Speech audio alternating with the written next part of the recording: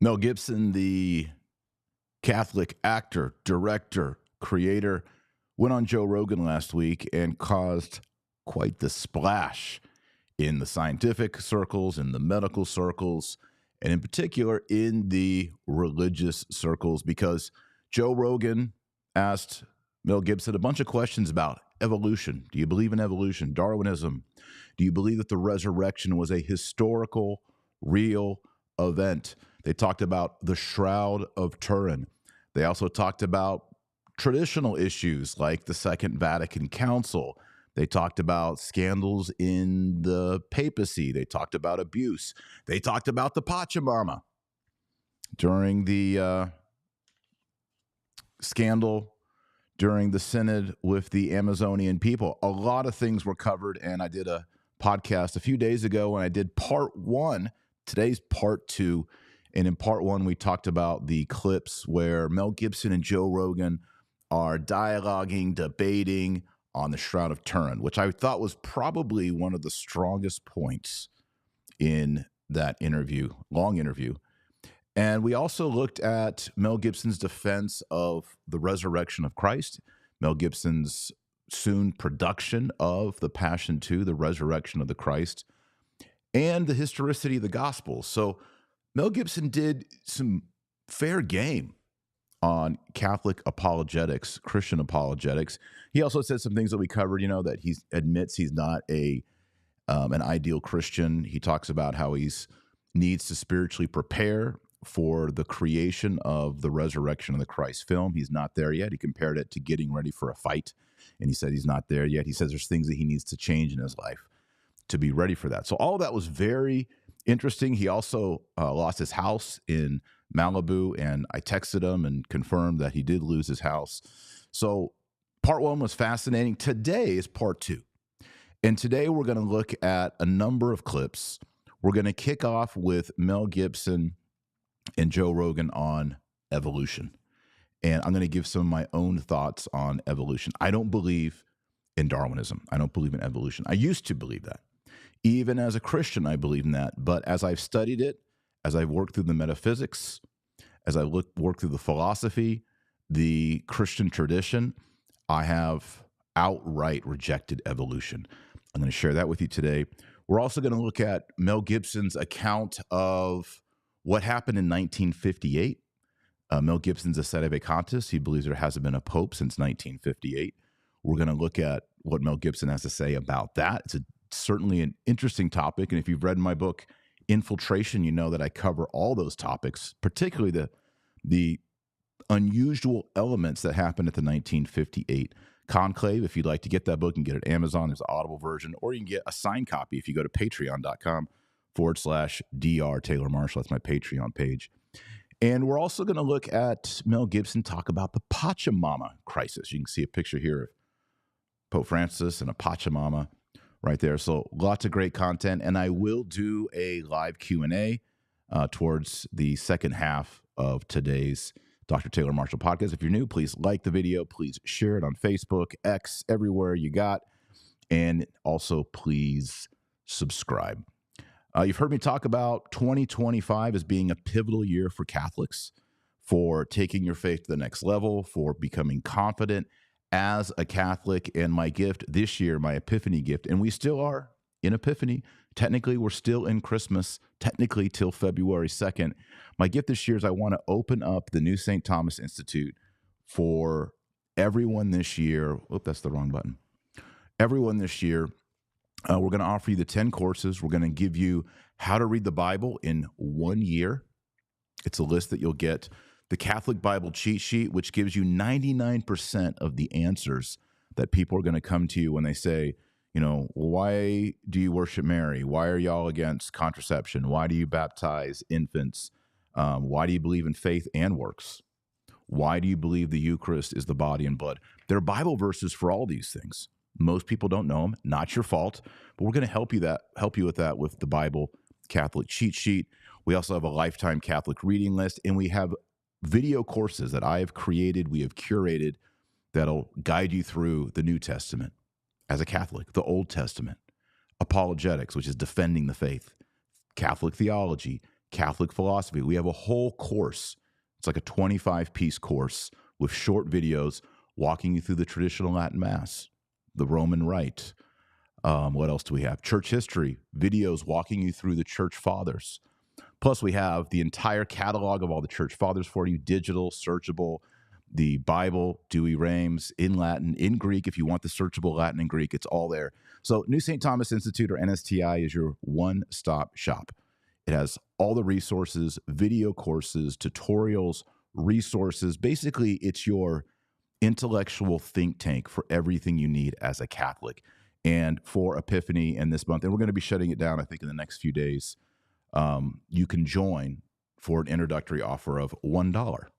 So use the link in the description below the YouTube video, and you can join us, thousands of us who have read, hundreds and thousands of people who have read through the Bible, finished their courses, earned their certificate in Catholic theology, earned their certificate in Catholic New Testament. It's exciting, it's encouraging, and I want to do it with you. So please join me at the New St. Thomas Institute and use this special offer, $1, to get started, and you get all 10 courses as you see on the screen. So we're talking about apologetics. We're talking about Mel Gibson. It's the perfect segue into New St. Thomas Institute. But now I want to jump into the clips of Mel Gibson. The first one we're going to start with is Mel Gibson on evolution. If you watch Joe Rogan, I know he can be hard to watch for some Catholics because he's constantly saying the name of our Lord Jesus Christ in vain. And that's kind of a kick in the gut often. But if you do listen to Joe Rogan, I found Joe Rogan probably around 2016 in there. And I've listened to him quite a bit, know his style, know his worldview, I think, generally.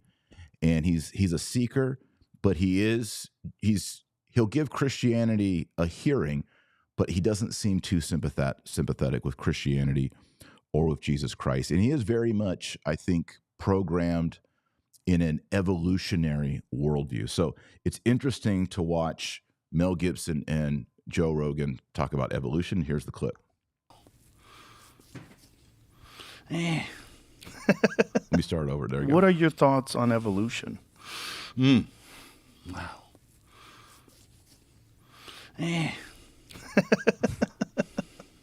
The Darwin thing? Yeah. I don't really go for it. So I think a lot of people have criticized Mel here that he didn't go deeply academic, and he doesn't. All right. If you're looking for Mel Gibson to start giving, a deep metaphysical treatise on human organisms or single cells going to multicellular systems, he doesn't do that. What he does here, it's kind of, there is a kind of a confidence. There's a cockiness. There's sort of an alpha posture here saying, I just don't go for it. And I think that's actually somewhat charming. And also notice the way Mel does this. He does it instead of just going toe to toe, squaring off. He kind of plays with it a little bit, and he actually makes Joe Rogan chuckle, laugh. And then here's what happens next. No? Yeah. Ice Age, dinosaurs, what did they turn into? I mean, things became extinct at some point. I don't think I was some kind of legless thing that crawled out of the ocean. I don't think I came from that. So he's kind of mocking it. He's laughing. I don't know if you've ever seen Mel Gibson's character in there's a Christmas movie called Daddy's Home 2, where he's this cocky cavalier grandfather named El Padre, and he's sort of slapping chests and joking, and that comes out a little bit here with Mel. I think Joe Rogan respects it a little bit. Joe Rogan's not satisfied, you can see, but I think he respects it. And Mel's basically saying, I don't think I'm a monkey. I don't think I'm an ape. I don't think some legless thing crawled out of the water. In a way, he's kind of mocking it. Let's continue with it. Was created. Do you think other things were legless things that came out of the ocean? Do you think like multi-celled organisms came out of single-celled organisms, and there was some sort of a natural selection and random mutation, and it led to everything else but us? Sure, look at gain of function. Right. You can make stuff happen. Mm-hmm. And I'm sure stuff did happen. But I think it's all part of creation. I think it's all ordered. I think anything left to itself without some kind of intelligence behind it will devolve into chaos. And so that there has to be some big intelligence that orchestrates everything. Yeah, so here's the metaphysical element. And I think at root, most evolutionists, most Darwinists, Joe Rogan here, they realize they have a little bit of a problem. We do observe in science that without order, there is as Mel Gibson says, a devolving into chaos. You need some sort of intellectual impetus for a baby to grow. There needs to be DNA instructions. In evolution, Darwinism has never ever accounted for where that came from. How do you go from chaos to order?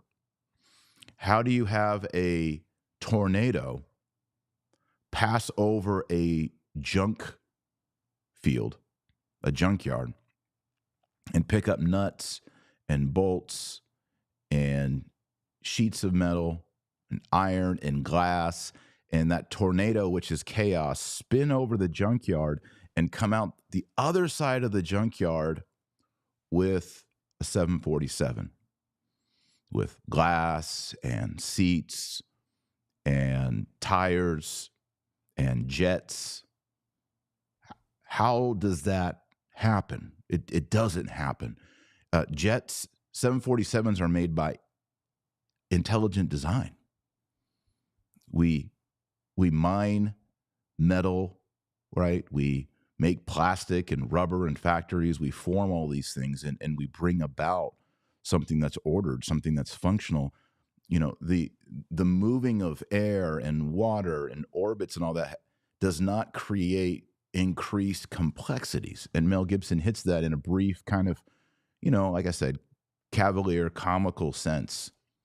And I would have, you know, a great thing to interject here. And again, I don't think Mel Gibson was showing up today to try to win a debate on evolution. But a great apologetics, and you'll learn this over at New St. Thomas Institute if you join us over at NSTI, a great apologetics rebuttal in this context is to sit across from Joe Rogan and say, all right, you hold that there was a single cell and then that somehow mutated into a multi-cell organism, and then that multi-cell organism over time began to develop increasingly complex organs and tissues like eyeballs, nostrils that are able to pick up scent, eardrums, sensation on the fingertips, sexual reproductive organs, etc. So increasingly complex organ systems. Okay. The real zinger for defending the existence of God in creation is, where did the first single cell living thing come from? I mean, it's a little bit easier to say, okay, well, there was a living cell, and at some point it mutated into 2 cells. And at some point it mutated into 4, and then 8. And then eventually you had a little eel or sea moss or something like that, right? Where's that first cell come from, my friend? I really think anyone who steps to you and says, I believe in evolution, we came from pre-hominid species, which came from, you know, monkey-type primates, which came from other mammals and all the way back. Okay, but give me the first cell. Were there some enzymes and some amino acids, and they bumped into each other and created a cell with a nucleus and a wall and an internal sense of motion and a metabolism, a mitochondria, all that stuff? Things just bumped around and that happened? The Darwinistic worldview can't account for the initiation of matter. We believe matter was created out of nothing by God, by his word. They can't account for that, but they also can't account for that first cell. And for the rest of your life, every time you get into this conversation, always steer your conversation to the first cell, because they'll be stumped. And in a way, it'll just sort of end the discussion.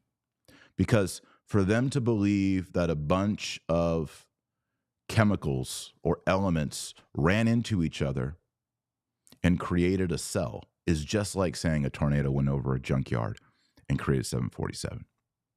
It's preposterous. It actually requires faith to believe that.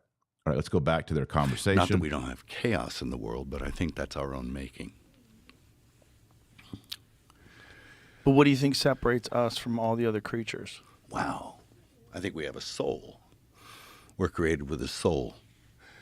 And, you know, I went to a restaurant last night. I'm going to pause here. Great answer. We have a soul. And, you know, I'm a little more Socratic. And this would be a perfect opportunity just to pause and say to Joe Rogan, do you believe we have a soul?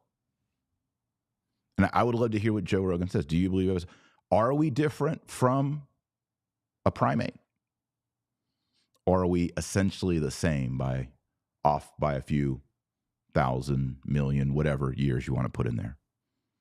Because if we're not the same, then there are no ethics. There is no good or evil.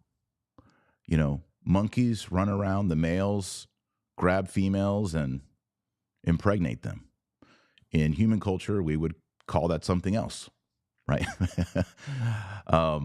In primate culture, there are wars, and there is murder, and there is raiding, what we would call stealing. So if we're really just that, and we accept that behavior in the animal kingdom, then we must accept that behavior in the animal kingdom. And yet all humans know, well, no, you can't have a society based on survival of the fittest, which is what Darwinism is. Survival of the fittest is that which is stronger, that which is more fit, survives, and that which is less strong and less fit does not survive. So if you believe Darwinism and you bring that into the human experience, you're going to say, well, that child is handicapped. It does not survive. There's no point. And stronger nations and stronger cultures are perfectly justified in living out the Darwinist imperative to make sure that lesser inferior people or less advanced people are blotted out. And do we really want that world? No one wants that world. And so the only way that you can say, well, we are not that way is to say we have a soul, we have an intellect, we have a free will, we're made in the image of God, and we are categorically distinct from the animal kingdom, particularly the primate kingdom. All right, so let's listen to Mel some more here. He's doing, I think, a good job. And, you know, I went to a restaurant last night. It was a steakhouse in Austin. And it was interesting because all the pictures on the wall are pictures of animals that look resentful, like cows and steers staring at you, looking angry as you rip into a steak. But I just believe we are higher than those creatures because we have a soul, we have an intellect above theirs, and we aspire to higher things. We have aspirations. Right. It's a great point. And one of the problems with Darwinism, one of the problems with evolution is that it cannot account for a soul, because a soul, remember, is not physical. A soul is immaterial. And evolution and Darwinism is a materialistic worldview. It's about atoms, elements, chemicals, amino acids, right? There's no way, and an evolutionist and a Darwinist will admit this, there's no way that the immaterial soul could evolve from matter, from flesh. An immaterial soul, it only makes sense if God created the intellectual soul and placed it inside a human, which is precisely what we read in the opening chapters of Genesis, that God places a soul in Adam. So if you're going to be a Darwinist, if you're going to be an evolutionist, you have the ethical problem of, well, why can't we live like animals? And then you're going to have the metaphysical problem of there is no soul. Now, some Darwinists, some evolutionists are perfectly fine with that. And I would even argue that the push in high schools, in colleges, in TV, in film, to promote Darwinism and to promote evolution is to accomplish exactly those two things. It's to accomplish the denial of your soul, because if you have no soul, you don't have to worry about an afterlife, heaven and hell. And then also to justify animal behavior, fornication, sexual degeneracy, drunkenness, debauchery, acting like an animal. And of course, if you were Satan, let's just take a moment here. If you were Satan, why does Satan hate humans? Let's talk about that for a moment, shall we? Satan hates humans, according to Maria Agreda, visionaries of the church, and you could argue even Apocalypse chapter 12. Satan and a third of the angels became demons. They used to be angels. Something happened, and Satan and a third of the original angels fell. They became dark, devolved. They went from being like angels into bats and serpents and dragons. What triggered that? If you read Apocalypse chapter 12, the book of Revelation chapter 12, if you read some of these mystics, the idea is that a great sign appeared in heaven. Revelation chapter 12, verse 1. A great sign appeared in heaven. A woman clothed with the sun, a crown with 10 stars, standing on the moon. And she was with child. In other words, there seems to have been some apparition, some vision, some preview, like a preview before a movie. God says, here's what I'm going to do. My son, God the Son, will become incarnate of the Virgin Mary. And Satan, Lucifer, and a third of the angels perceive this, and they reject it. They say, non serviam, I will not serve. And if you think about it from an angelic point of view, from an angel's point of view, angels are very much like God. They're immaterial, they have an intellect and a will. They don't have to think discursively like we do. Like if you have to do long division, you write it out, you carry things, you carry the one, right? That's how we think. Angels are non-discursive, right? They see things in blips, blasts, because their minds are so strong, so powerful. The angelic mind sees this and thinks perhaps two things. A, this is offensive that God, who's higher than us, would become incarnate as a human. Because a human, although a human has a soul, a human shares many things physically with brute beasts. We have hair, just like a hog. We have eyes, just like a monkey or a giraffe or a fish. We have nostrils, just like a snake. Teeth, hair, intestines. So for God to become that is shocking, is to an angelic mind offensive. So that's the first element of this sign in Apocalypse chapter 12. But then secondly, B, an angelic mind might think, well, if God becomes man, incarnate of the Virgin Mary, he could be killed. You could kill God. And I don't know for a fact, but my own speculation is that Lucifer, the highest of the angels, thought both of those things. This is offensive. This demeans God. Perhaps God is not who he really says he is. And then secondly, God has now made himself vulnerable to be killed. And because of those prideful thoughts, those dark thoughts, Lucifer and a third of the angels fell. They were cast out of heaven by St. Michael the archangel, who said in Hebrew, Mi, Ka, El, in Hebrew, Mi, who, Ka, is like El, God, who is like God. Mikael is the name Michael, Mikael. His question is to Lucifer, who can be like God? Nobody. And Michael cast them out.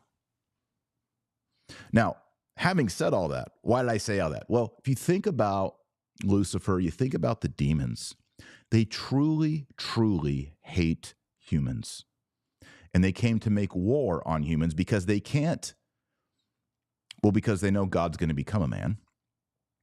And they want to kill him, Jesus Christ. They didn't kill him. He gave himself as a sacrifice, but he rose on the third day and thwarted everything. You see that great scene in Mel Gibson's The Passion when Jesus dies on the cross. You see Satan is enjoying the passion. He's enjoying the drawn-out agony of Jesus Christ. But when Jesus dies on the cross, you see Satan in the bottom of hell screeching and screaming because he knows, oh, I can just kill the God-man. What he doesn't know is that was actually the greatest moment of glory and power of the God-man, and he rises on the third day. But this reveals that Satan and the demons hate human nature. They hate humans. And so part of their diabolical plan from day one is to convince humans, you don't have a soul. You're just like a monkey. You're just like animals.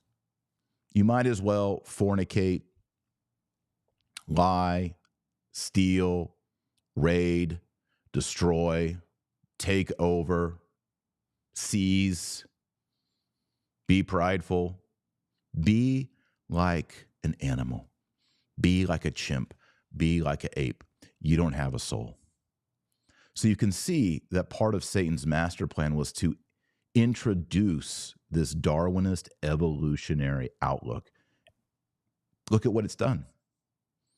Young people leave Christianity, and oftentimes it's just because they want to live a life of sexual degeneracy. But paired with that also as well in high school or especially in college, I learned about anthropology. I learned about evolution. And it leads to a philosophical shift in their mind of being soulless and without ethics. All right, let's go back to Mel Gibson on this evolution journey.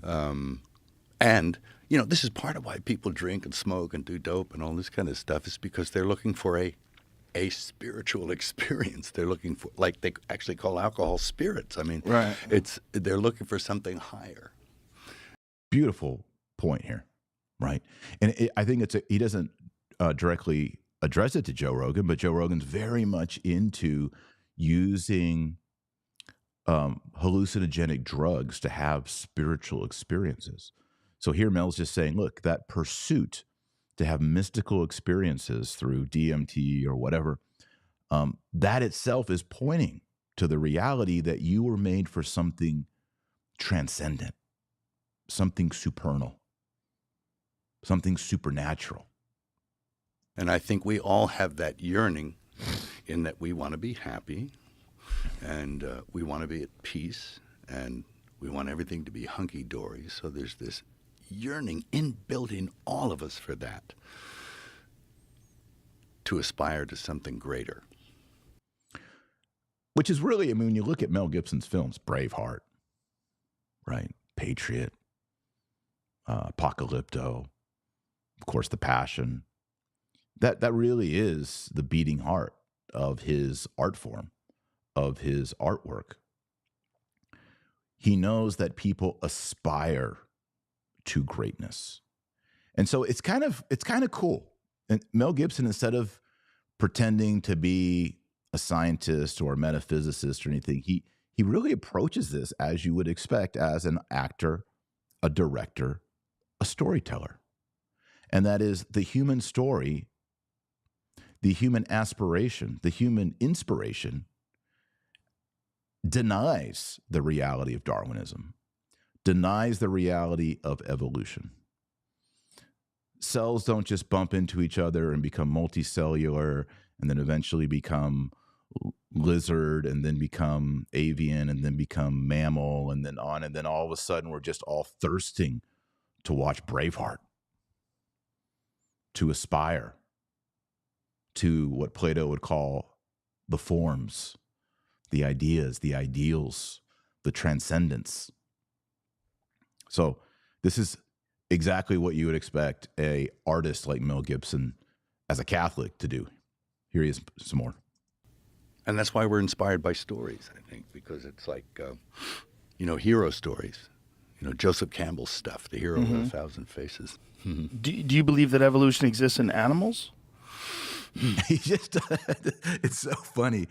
I mean, Mel's dropping some like deep, cool stuff here. And he's just like, well, let's just go back. Evolution of mammals.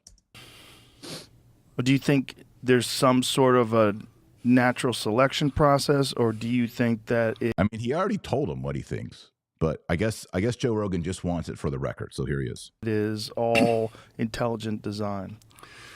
Well, I think everything was created, right? And maybe things do move on and adapt and change through time. But I think that that's a function of an intelligence also. What are you? There it is. So he grants, and I think most Catholics and people who reject evolution and Darwinism, like myself, like Mel Gibson, we admit adaptation. It's certainly there, but to move from a species to a species, and they also talk about, you know, some of the proto-hominid. It's interesting also that Joe Rogan mentions Neanderthals as sort of pre-human, when all the science now says that Neanderthals were human. In fact, if you have European descent in certain regions of Europe, I think Northern Europe, a lot of people have percentages, small percentages of Neanderthal DNA. Neanderthals buried their dead. There's pictures, you can see reconstructions of Neanderthals. They look a little rough, maybe a little broad in the face. But, you know, I've seen guys at the truck stop that look like Neanderthals. Looks just like the picture of the guys. They are human. Neanderthals are human. They had souls. They come from Adam and Eve. And he kind of asks them about, you know, different pre-hominoids. And Mel Gibson brings up, he's like, well, sometimes they just took a human skull and put a monkey jaw on it. There's been a lot of fakes. That's true. And then also another one, you can bring up where'd the first cell come from, but also, where is the missing link? Darwinists always talk about the missing link. We have these things that look very kind of apish in their, especially in their hips, the way they move, and in the structure of their skull. And then we have humans, but they're the missing link, that skeleton that connects the two, has not been found. Well, yeah, but Neanderthals are human. That missing link is still missing. So there's really two problems here on evolution. A, where do you get the first cell? Actually, there's three problems. Where do you get the first cell? B, which is the point that Mel just made, where do you get human aspiration for transcendence? Where do you get ethics? Where do you get the soul? To be truly human is not about having nostrils and hair and eyeballs and walking upright. The truly unique thing about humans is we build ships and skyscrapers and airplanes and internet and stadium. And we create fun stories and games like football and baseball that are entertaining. We watch them for hours and we worship. We are homo liturgicus, the liturgical man. Nothing in nature does any of these things. We are, you know, you would expect there to be a missing link, you know, that at least, you know, made a bicycle or something. We're out here making cars, electric cars, Tesla Cybertrucks that can self-drive and all kinds of things, helicopters, radiation, X-rays. I mean, we are so million times ahead of whatever the missing link was that it just proves there is no missing link, because there is no link. Humans are unique. All right, we're going to go to the second What are your thoughts on evolution? clip, and that is on Vatican II. So let me pause this real quick. You know, when they So early in the interview, I think it was around minute 25-ish, 25 to 30, around in there, I was very pleased, and tons of people were texting me, are you watching the Mel Gibson, Joe Rogan? Are you watching? He's talking about Vatican II. Oh, he's talking about Pachamama. Oh, he's talking about 1958. He's talking about Sedevacantism. So the next night, I watched it with some of my older sons. We watched the whole thing. And we watched it on like 1.5 speed. I usually watch things on 1.5 to 2. I listen to my Bible at like 2.2 speed because I already kind of know it, but I can get through it fast. So here is Mel talking about infiltration, Sedevacantism, Vatican II, those kind of things. Here he is.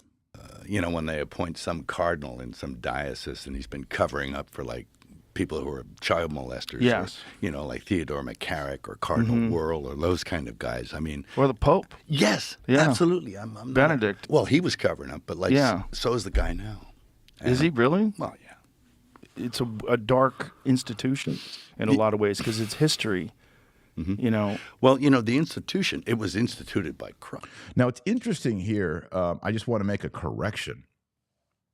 Mel makes the proper correction. If you watch Joe Rogan really doesn't like Benedict XVI. He sees Benedict XVI as a boogeyman and perhaps the worst of the modern popes. And I don't know if it's in this clip. I don't know if I have it in this clip or not, but he talks about, and I brought up the article, he talks about a scenario of abuse. It's very tragic in Argentina, where there was a priest who was doing horrific things at a deaf school with deaf children who could not speak, who could not advocate for themselves. And it's absolutely horrible. And this happened in Argentina, and people wrote to Pope Francis, and nothing was done. Here's what it says. And the Vatican knew about him since at least 2009, when the Italy victims went public with tales shocking abuse against the most vulnerable children and named names. In 2014, the Italian victims, there's Argentinians and Italians, but this is the Italian part. The Italian victims wrote directly to Pope Francis, again naming Reverend Nicola Corradi as the criminal, and flagged that he was living in Francis's native Argentina, yet apparently nothing was done. So Rogan brings up this case of the deaf children who are abused, and he signs it to Benedict, but actually it should be assigned to Francis. So when Mel says, when Rogan says Benedict XVI was covering up, and then Mel says, well, this one too, actually the story that Joe Rogan is referring to actually applies to Francis. And I think that's an important distinction. And a priest I know brought that up to my attention. And I thought about, yeah, you're right. They've got the Pope switched around right there. But that doesn't mean that it can't be flawed. And there's a school of thought that says it isn't what it purports to be anymore.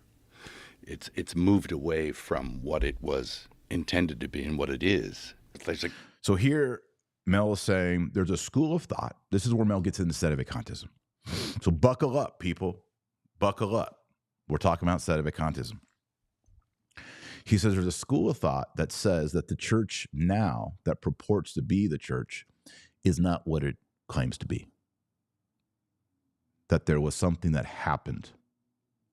Now, I'm pretty sure Mel never uses the word Sedevacantism. He does talk about Vatican II. He does talk about the 1958 conclave. If we have time, we'll cover that. Maybe we'll cover that in the live chat. But let's keep going here, because this is where we get into the Vatican II stuff. I call Bishop Vigano, who says it's a counterfeit, parallel church, an entirely different religion. I don't adhere to a post-conciliar church. Can you define what that means? Okay. So here, Mel Gibson is saying he doesn't adhere to the post-conciliar church.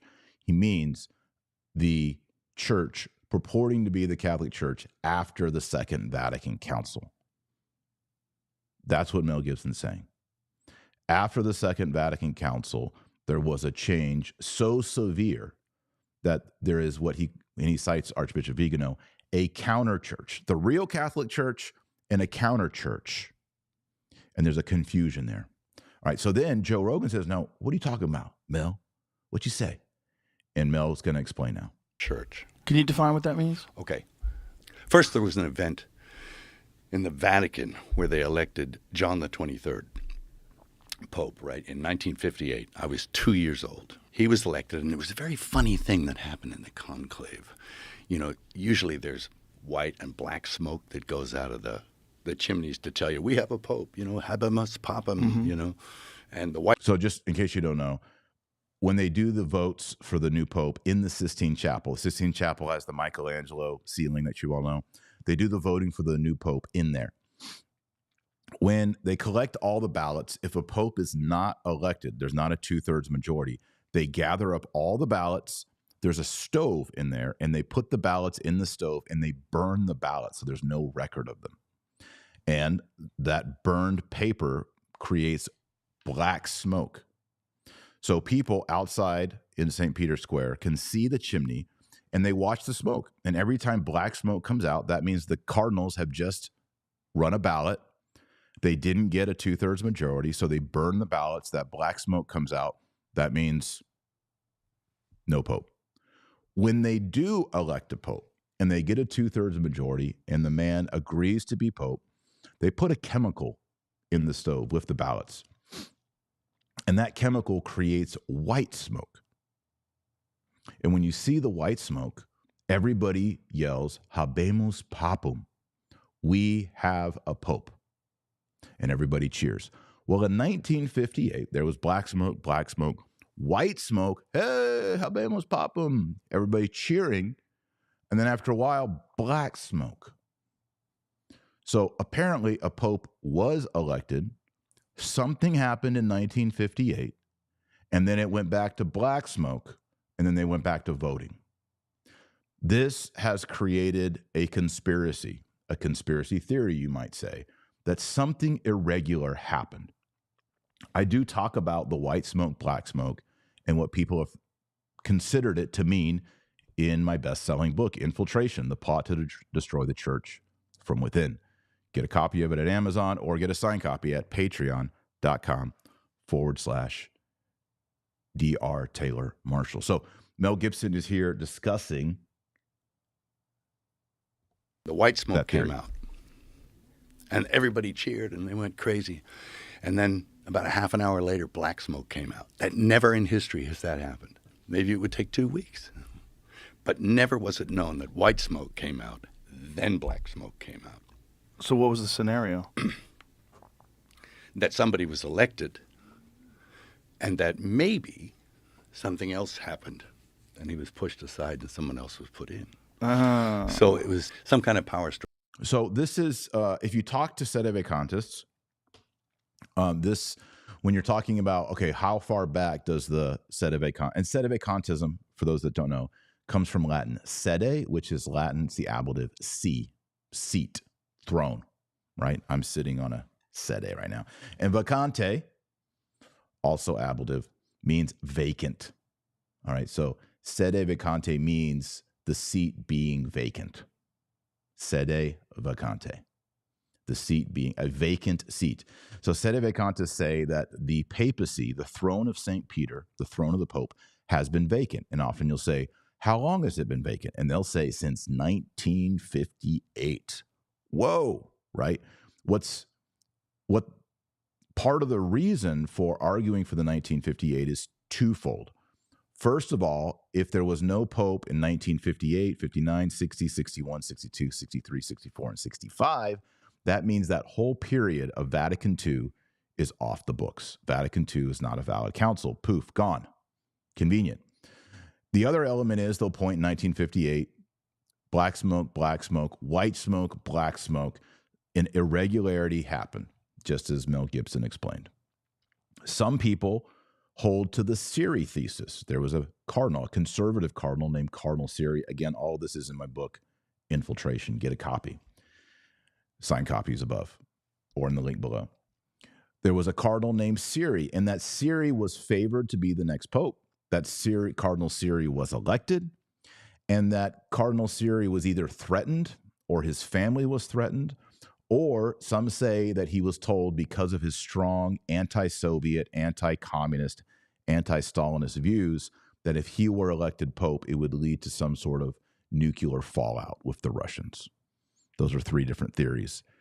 And so Siri was either blackmailed or pushed out of having been elected and perhaps accepting, and then pushed out, and then they elected instead Cardinal Roncalli, who was a liberal, more modernist leaning cardinal who took the name John the 23rd. And John the 23rd is the Pope who called for Vatican II.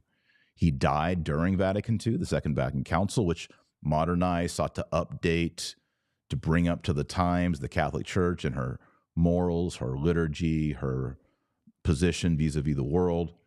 And then after he died, Paul VI, who was also a more modernist, liberal-leaning pope, took over the council, closed it in 1965, and then began his liturgical reforms in 1965, culminating in the Novus Ordo Mass in 1969 to 1970, and the change of all 7 sacraments. He changed the liturgy for all 7 sacraments. He changed the divine office into the liturgy of the hours, and that started this snowball of modernizing reforms in the church. So that's what Mel Gibson's talking about. Let's go back to his struggle discussion. The man who came out was a man called... So it was some kind of power struggle. The man who came out was a man called Angelo Roncalli, and he was John the 23rd. Now, it's interesting to note that never had a pope taken the name of another pope ever before in history. But he means here an anti-pope, by the way. I think he clarifies it in a little bit. But what happened was there was a pope, John I, John II, John all the way up to 15, 16, 17, 18, 19, 20, 22. And then after the real John 22, there was another man who took the name John 23, John the 23rd. But John the 23rd was an anti-pope. He wasn't, the Catholic Church doesn't count him as a real pope. Whenever you have a man who says he's the pope, or even is recognized as the pope, but isn't actually the pope, in Catholic Church history, that's called an anti-pope. And so John the 23rd in history was an anti-pope. And yet Roncalli, when he was elected in 1958, or when he was put in place, according to Mel, in 1958, he took the name of an anti-pope. And he says that's not been done before. this man took the name of a known anti-pope. And when you asked what's the difference between pre-Vatican II, so Vatican II happened, and of course they took the church and they reformed it, and it didn't necessarily agree with everything that went before it. Mm. There you go. All right. So that's Vatican II. We have a little bit more of that clip. Before we continue that clip, I want to honor today's sponsor, and it is Birch Gold. I've talked about it before. I believe in gold. I believe it is the original money. I believe God put it in the earth, and I myself hold gold, and I think it's an important part of every portfolio. And you're seeing now in politics, increased tariffs on our trade partners, tax cuts, regulation changes.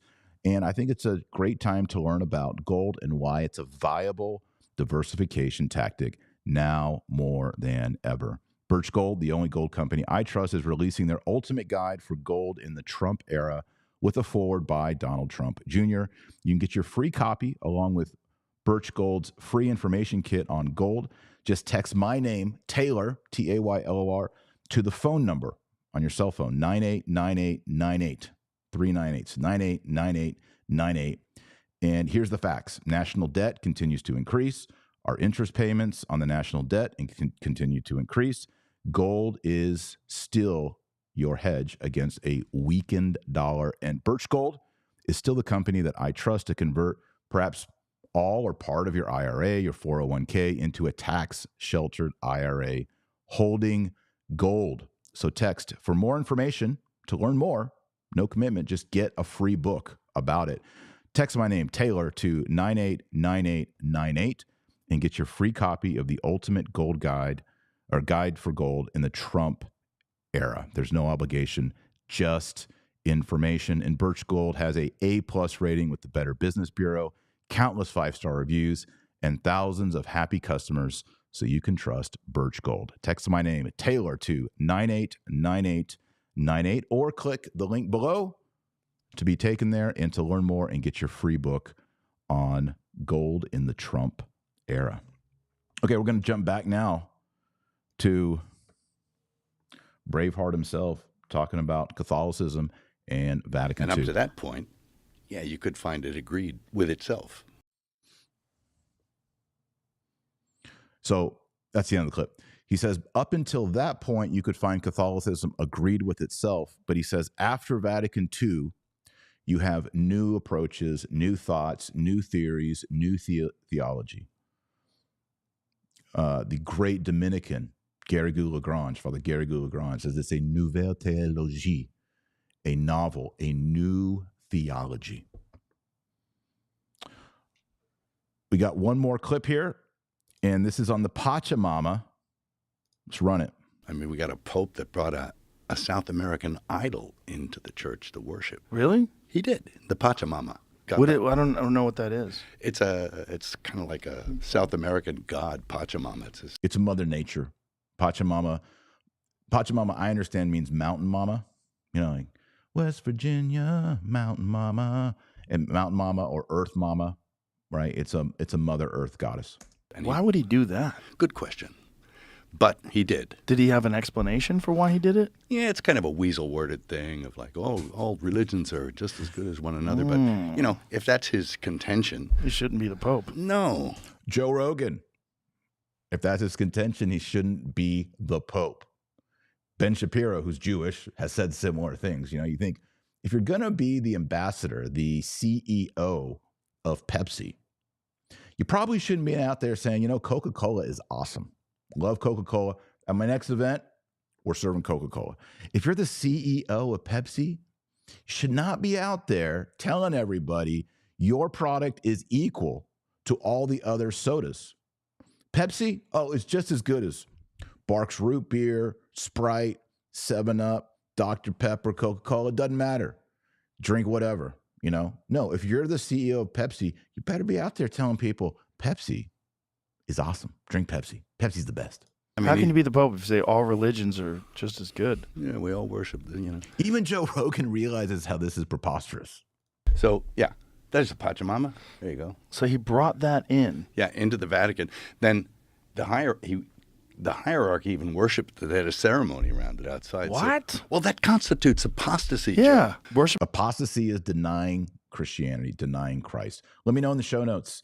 In the live chat, let me know in the comments, do you believe Pope Francis committed apostasy when he brought the Pachamama in and people worshipped it? False gods. Yeah, that's number one on the Mosaic hit list. You know? Yeah, thou shalt not have other gods before me, period. Number one on the Mosaic hit list, a.k.a. the Ten Commandments. Moses goes up on the mountain, he comes back down, people are worshiping a golden calf. Yeah. You know, it's that. Yeah. So you can't do that. Right. That's a falling away from it. And the very nature of apostasy means that you have to be part of it to fall away from it. Mm-hmm. So it's an inside job. It's an inside job. job. That brought a South American. Hence the subtitle of my book, Infiltration, the plot to destroy the church from within. I don't want today's show to be a commercial, but if you're interested in this stuff, if you're interested in the 1958 stuff, do check out my book, Infiltration. Get a copy on Amazon, get it at a Catholic bookstore, or get a signed copy at patreon.com/Dr. Taylor Marshall. Let's go to your comments. Let's go to your questions. Do you guys think Pope Francis committed apostasy by bringing in idol? Commandment number 1, thou shalt have no gods before me. He brings in a false goddess. Does that constitute apostasy? Super chat coming in from PJ Connell. Lysenkoism is turning out to be more plausible than Darwinism, and that ID with extra step. I don't know what Lysenkoism is, PJ. Forgive me.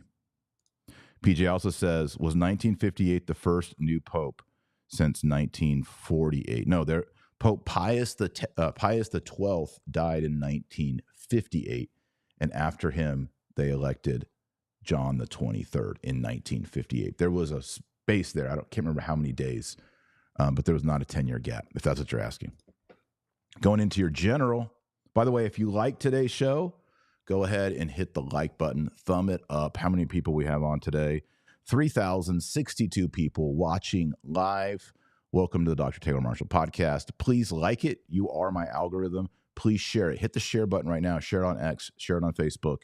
And if you're new, please subscribe and join over 1 million people who are subscribed and watch my podcast. Thank you to all of you that have subscribed.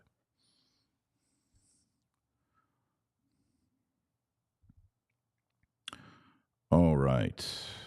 Jenny says, wow, sounds like the Pope has lost his mind. Yes, he committed apostasy.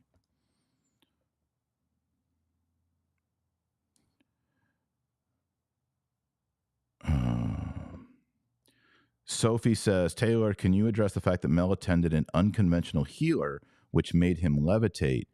Can Catholics attend such healers? Yeah, so that was the only part in the interview that I felt uncomfortable. I'll just be straight up honest. In the interview, Mel talks about how he had a healer. I don't know if this healer was Indian, a shaman. I can't remember what the traditional religious background of the healer was, but the healer, according to Mel, had like preternatural powers to discern pain in Mel, and then also to have some kind of energy that brought about healing. And Mel Gibson says, he felt uncomfortable about this. He talked to an old Jesuit priest about it who was traditional, old school. And the Jesuit priest said, well, if you were healed, it was from God or something like that. I might have that part off. I still don't feel comfortable with that. I really don't think that there are instances, by the way, of demons affecting healings, affecting what purport to be miracles, but they bring about a reversal in the end, right? Something even worse.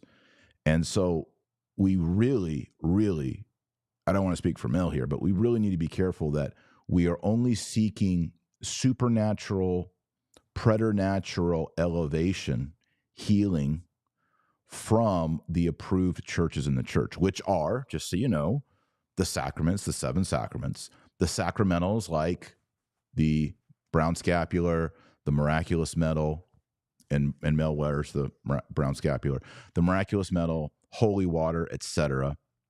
And then also holy places, pilgrimage sites, basilicas, cathedrals, churches, and then also relics. Relics are another means of supernatural healing, protection, etc. By the way, if you like that kind of stuff, I wrote a best-selling fiction trilogy called Sword and Serpent. It's about the early church in the catacombs. The main character is St. George of St. George and the Dragon, and it's his journey. Yes, he does slay a dragon in the book, but it's not what you think it is. So if you like fiction, if you like historical fiction, if you like mysticism, like bilocation, relics, miracles, martyrs, all sorts of amazing things, you're going to love my best-selling book, Sword and Serpent. You can also get the audio version. It's fantastic. It's dramatically told. And lots of people love this book, and I'm very proud of it. So if you're looking for some good fiction, check out my book, Sword and Serpent, particularly about the power of healing, the power of miracles, the power of relics. We got some more super chats coming in. Let me get to those. Miss Thang says, the Pope is borderline Antichrist material, a fox in the henhouse. Remember when he attended Coexist? I pray his removal on the daily. God bless. I said this last week. I'll say it again. There has never been a man claiming to be a pope who has caused more division, more confusion, more disunity than Francis Bergoglio. And you could talk to liberals, you could talk to James Martin, you could talk to conservatives, Cardinal Burke. They're all going to agree with that statement. Never on the ground, in the pews, in the diocese, in the parish, has there been more confusion, more misinformation, more division. Now, the liberals are going to say, no, Francis is great. It's just the traditionalists and conservatives are causing all the disunity, and vice versa. But still, we are in a dust storm. People are confused. They don't know, can a priest bless a same-sex couple? If I divorced my wife and took up with a concubine, can I go receive communion? Francis says yes, with proper discernment. Should we be promoting pride parades? Should we be having rainbow flags in the church? All of this stuff is being promoted by Francis and his friends. Pachamama in the church. You know, the Catholic Church used to always teach that the death penalty was admitted in certain circumstances. Ever heard of the Inquisition? And now we're being told it's not. Which is the case? which is true. You know, Pope Benedict XVI said that homosexually inclined men cannot enter the seminary and become priests. 2 days ago, Francis came out and said that homosexuals should enter the seminary and become priests. Well, that means Benedict said one thing and Francis said the exact opposite. They're not in agreement. One is right and one is wrong. They can't both be right. Which is it? So Francis is causing massive confusion.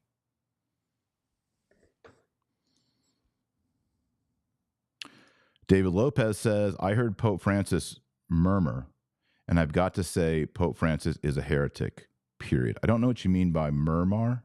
I heard Pope Francis is murmur. Don't know what that means. Logan's in the house. He says, unfortunately, I do think it's heresy to worship the false goddess Pachamama. It's sad most Catholics are blind to the eye-opening evidence. Exactly. What if I came in and I had a statue of Aphrodite, fertility goddess, female fertility goddess, brought it in church during Mass, put it up on the altar, and the priest started offering incense and singing to it and getting down on his knees? Would you stay in that Mass? I wouldn't. Well, I guess in that scenario, I brought it in. Wipe that story. A person comes in and brings an idol of Aphrodite, puts it on the altar, and the priest starts to offer incense to the idol, get down on his knees, and allow and instruct everyone to do the same. Would you attend that Mass? No, I would not. Would you admire that priest? I would not. Would you report that priest? Yes. Would you call heresy, apostasy, idolatry? Yes, yes, yes, yes. Francis did all that. And when I bring it up on this podcast, people say, what does Taylor Marshall hate the Pope? Why is he causing division? Why is Taylor Marshall this? Taylor Marshall just wants... Guys, in the Bible, there are times in the Old Testament when the priest and even the high priest bring in idols. It is the duty of the people of God to say, don't do that. It's wrong. And if you say idols are wrong, everyone should say, yeah, idols are wrong. Don't do that. Instead, what we have often is people saying, you're just trying to disunite people, and you're just trying to make people hate the Pope. Just love the Pope and go along with everybody. No, I don't care if it's the Pope or if it's an angel of light. They put Aphrodite or Pachamama on the altar, start swinging incense. I'm going to say idolatry, heresy, apostasy, get it out. Take the Pachamama, throw it in the river. Out. Here's a clarification on our super chat. He said not memoir, but memoir. Yeah. In his memoir. Yeah, okay, good.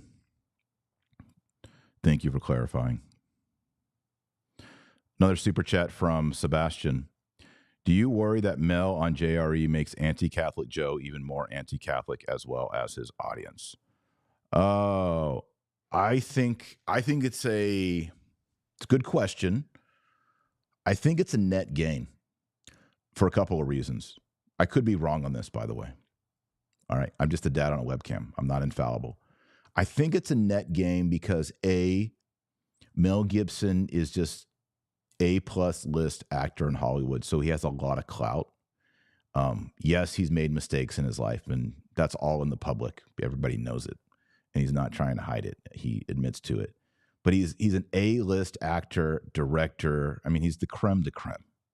You know, like, you think of, like, who are the, like, old guard, cool male actors? You know, it's Mel Gibson, it's Clint Eastwood. You know, the new guys like Ryan Gosling, these guys aren't the men that used to be. So he has that kind of gravitas, that status. So I think just him coming and stepping to someone of Joe Rogan's reach, the biggest podcast, and saying, evolution, come on. Or defending the Shroud of Turin, defending the resurrection of Christ, defending the 4 canonical gospels.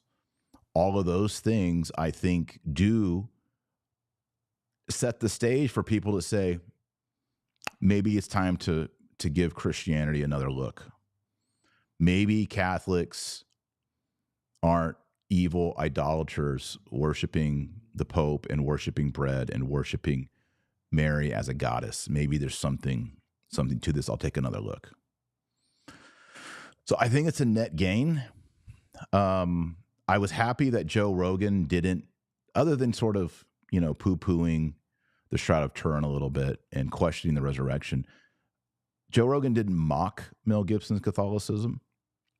I think Mel Gibson's Catholicism, he admitted he's a broken messenger, a broken vessel. But I think what he presented out there was interesting. And I think in many ways, not convincing, like people are just running to churches to become Catholic, but it's compelling. And it definitely brings the Catholic discussion into the public arena in a major forum. So I think it's a net gain.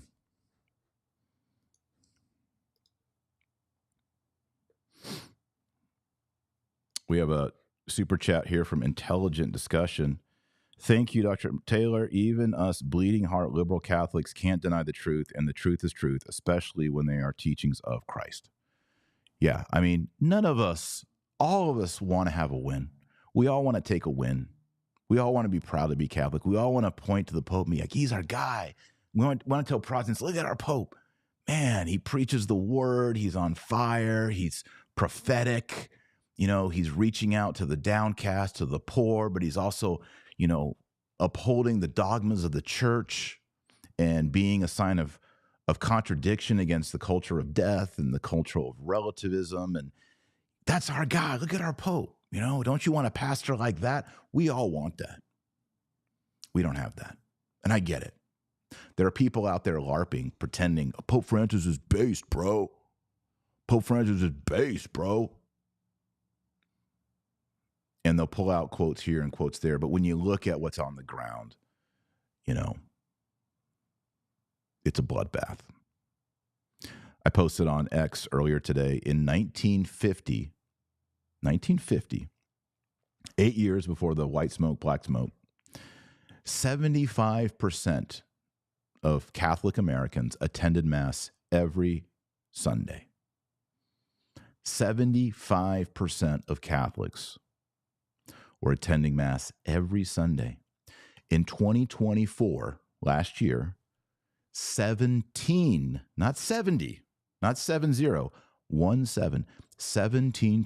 of Catholics were attending Mass every Sunday. We have fallen from 75% to 17% from 1950 to 2024. We are on life support. We are in a gurney.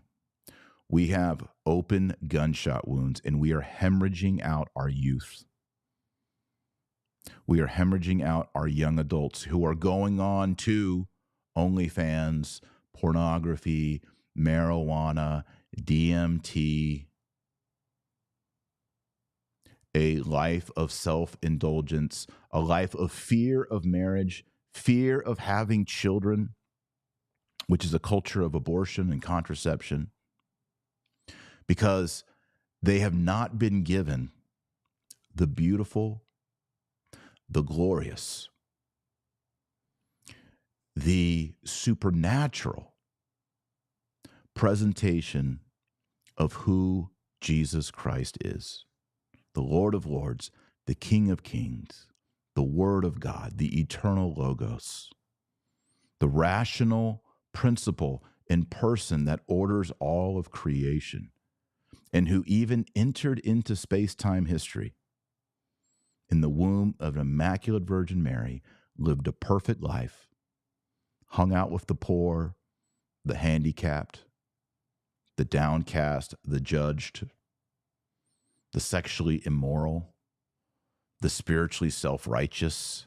All those people hung out with them, spent time with them, tax collectors, fishermen, prostitutes, all of it, and offered a message called the gospel of hope, mercy, and forgiveness. And that wasn't all.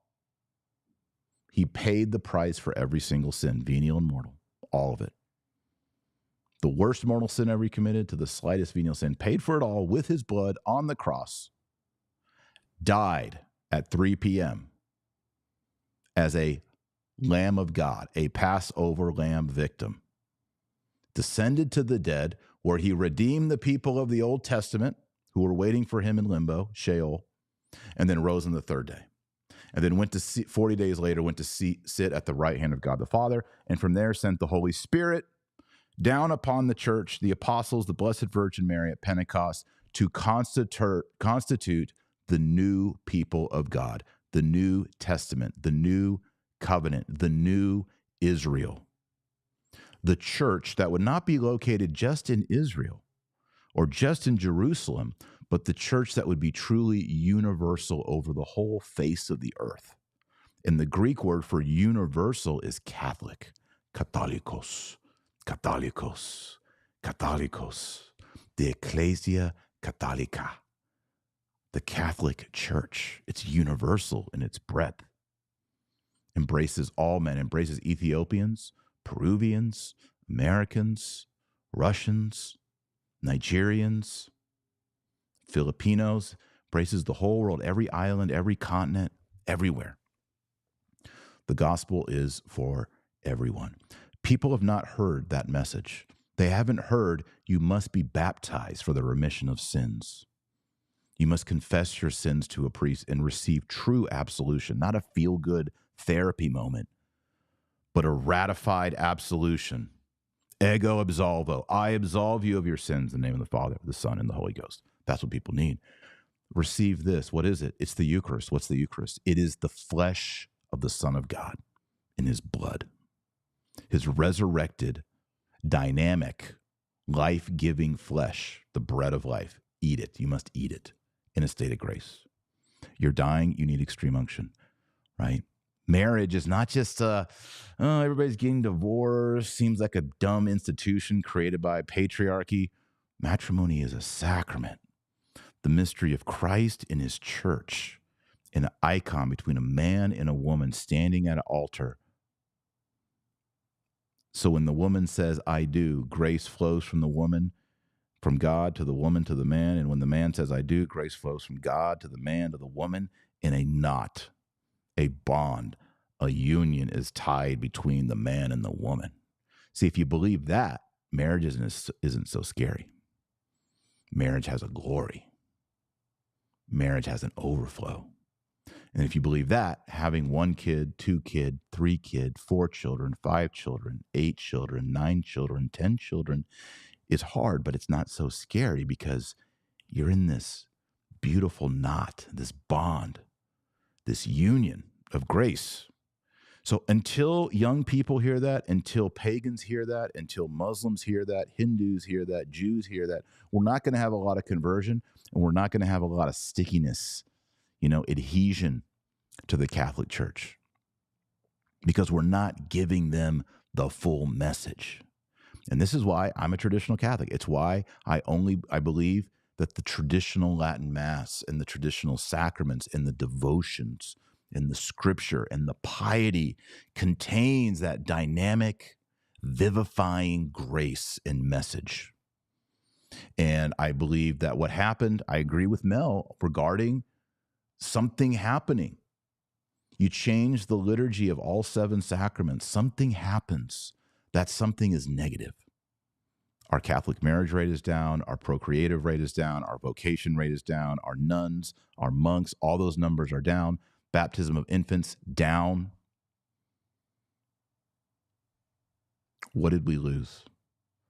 How do we retain it? How do we get back on course? That's why I always say pray your rosary every single day. Use traditional catechisms like the Catechism of the Council of Trent.